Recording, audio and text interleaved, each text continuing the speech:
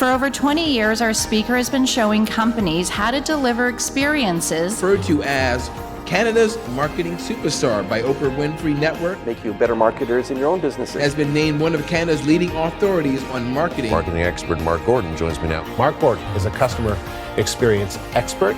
Marketing expert Mark Gordon joins me now. I'm joined now by Mark Gordon, a customer experience expert. And welcome Mark Gordon. Please join me in welcoming Mark to the stage. Mark Gordon. Listen up, Mark Gordon.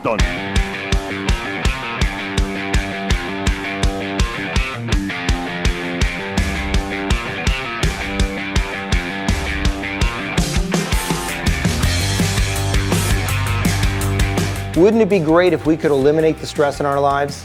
Although that may not be realistic, we do find ourselves drawn to those that can deliver experiences that make us happy, make our lives easier and stress-free. And this is often the most influential factor in what makes a company successful. You see, the hotel industry, your guests put their safety and well-being in your hands.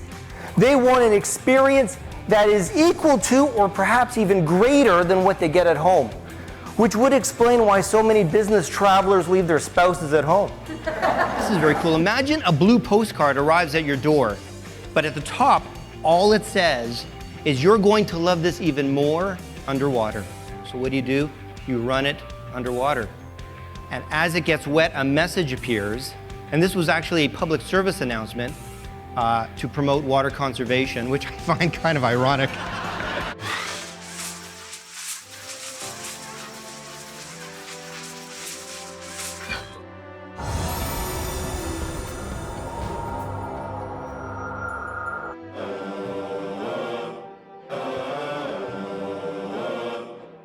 We have a really specific focus helping high-performing leaders, just like all of you, do one thing: prepare for the future of work.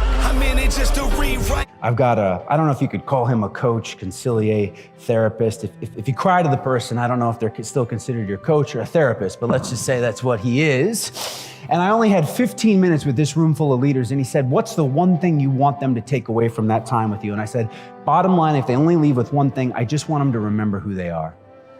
And he said to me without pause, he said, great, that's beautiful, Seth. Who are you? And I said, shit.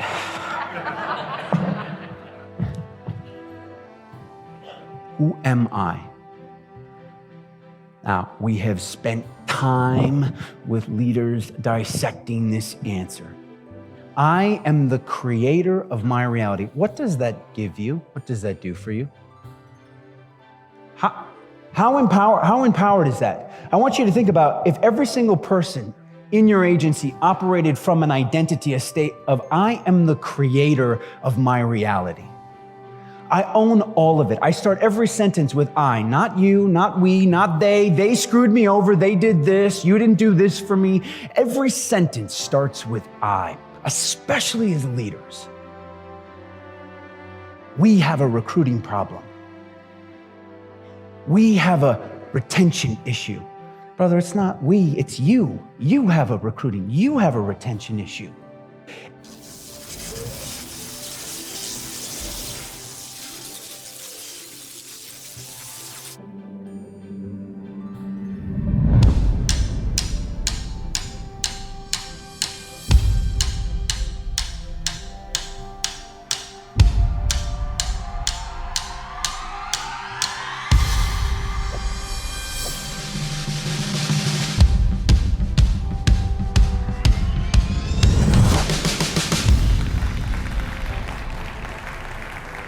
So I was 7 years old when I learned about the power of magic.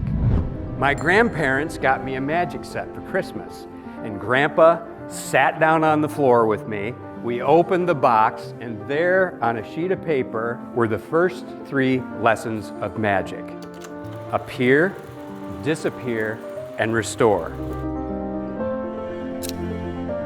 I had no idea back in 1968 that those 3 foundational lessons would one day profoundly change my life and reveal to me principles that you and I could use to restore your workplaces and create environments where people can thrive. I became very serious about magic thanks to Grandpa's encouragement. Grandpa taught me how to negotiate, and he then became my agent and my writer and my chauffeur. By the time I was 14, I had my own show on local TV, The Andy Bennett Show. During this time, Grandpa began to struggle with mental health issues. And when I was 16, 13 years after I'd lost my mother and sister, I lost Grandpa to suicide. I never talked about it with anyone for over 30 years. And I tried to fill that hole in my heart by being successful in business.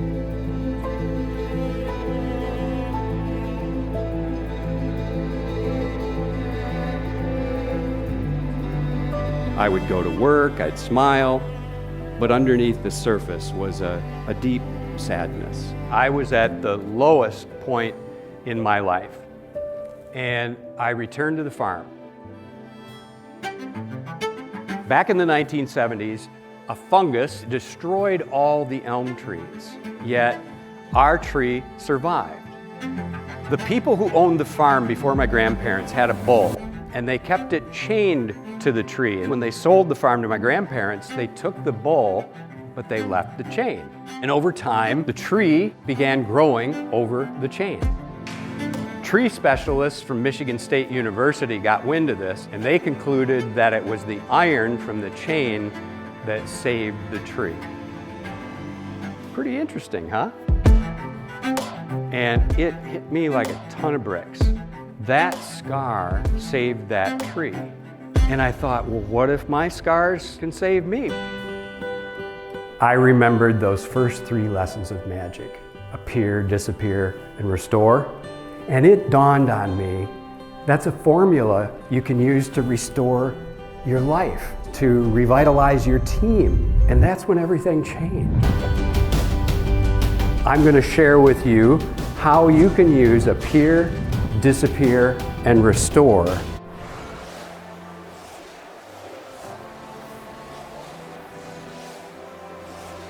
So these were some of our first images. I won't get into the details of them. You've seen many of them. Go look at them online. But the clarity is just stunning compared to Hubble. Just stunning. And Hubble has been a workhorse for more than 30 years. Nothing like it. I mean, it was the big dog. And again, this is 100 times more powerful. We can actually get some of these images in a matter of hours, where it takes weeks for Hubble to do, and the clarity is just totally different. If you look at the bottom right, that's from one of the exoplanets. That's actual data and not an image from spectroscopy. You can get the composition, the elemental composition of these different planets. These are in other galaxies. And you know how big our solar system is. This is a long ways away. And there are hundreds of billions of galaxies, if you could just put your mind around that.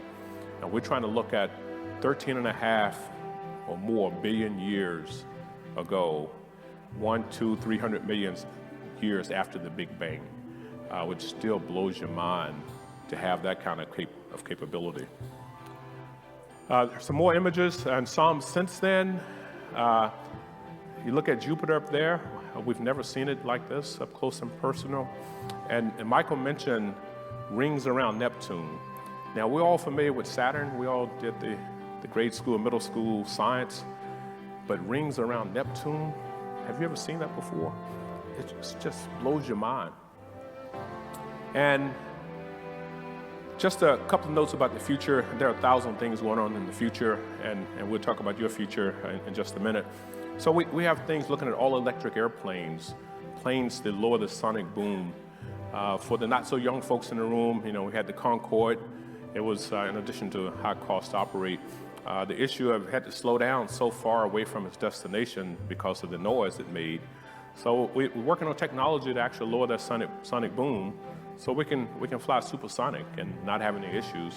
And of course, if we go all electric, it makes it even, as one guy said, gooder and gooder. We have missions going to Venus, which some people, again, depending on age, we haven't gone to Venus in some people's lifetimes, young adult lifetimes. That's those missions on the bottom left. On the bottom right, we have missions right now we have a rover on Mars called Perseverance. It's picking up samples putting it in a little tube and sealing it and dropping those samples on the surface. And we have Mars Sample Return Mission that's going to go pick up those samples in a few years and actually bring those samples back. And that's not trivial. And just until just a few years ago, in the history of humankind, the U.S. was the only one that successfully landed a satellite on the surface of Mars. Others have landed on Mars, but not successfully, so they ended up there. But more recently, some other countries have done it. It's not trivial. We've lost some as well. And of course, we have to go land, pick up samples, put them in a container so we don't bring any gook back, launch off the surface of another planet, which we haven't done before, rendezvous with another satellite and break the chain of contamination and have that satellite bring those samples back, crash in the desert, and so on. On the top right, Michael got out of that capsule pretty easy there. But if you go back to the Apollo era, we went to the moon, and Artemis is the twin sister of Apollo, as some of you might know, and we're trying to get back to the moon, have the first woman and person of color land on the moon, and hopefully we'll get that going pretty soon. And there's a big rocket might launch from here in about 3 weeks to be the first flight for Artemis to get us back to the moon.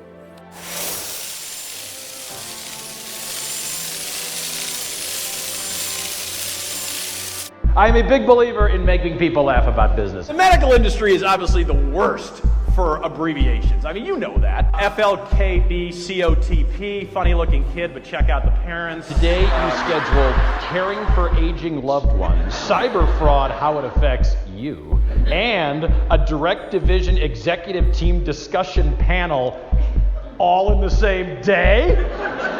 I don't mean to tell you how to run your event, but maybe next year spread the fun out, people. Hi, I'm Greg Schwen, the engaging, funny, relevant, relatable speaker. I'll make this quick. Have you ever attended a corporate event, either live or virtually, and said or texted, you know what this event needs right now? No, not that. Well, sometimes that. I was thinking humor. Did they just cut to a guy going like this? I think they did, didn't they? Yeah, 3,800 people in the room and we get that guy. Okay. Information and fun packed into the next 8 hours here, okay? So that's a comedian's way of making sure you're paying attention. Maybe somebody after the show can tell me exactly what the correlation is between special rate certificates and a steaming cup of coffee. I'm sure there's something, but I haven't. Is it like if you bank with TFC, you can afford Starbucks? Is that what it is? The C-band transition, Part 6B, satellite operators, Intelsat, and SES update on transition activities. Yes. And of course, I heard that title and I said the obvious. I have no idea what you're talking about. We started out the year, we look like that. Now we look like this, right? Want to just laugh and be motivated? I can do that. Every company I work for says they're a world leader in something. That's true. I have done over 1,000 corporate shows. I have yet to work for the regional follower. Yeah, nobody's ever said to me, Greg, we're in third place and going nowhere fast. We're very proud of that.